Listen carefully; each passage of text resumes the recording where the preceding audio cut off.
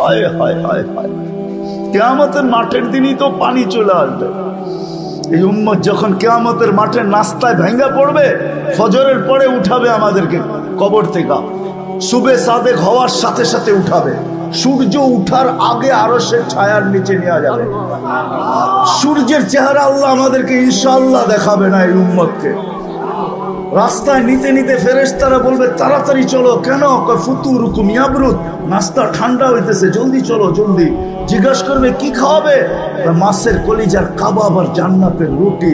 যাইয়া আমনা সামনা বসবে, আর জান্নাতের মাছের কলিজার কাবাব আর জান্নাতের রুটি পায়া সব ভাঙ্গা পড়বে, মনে হয় জীবনে খায় নাই এমন খাওয়া শুরু করবে।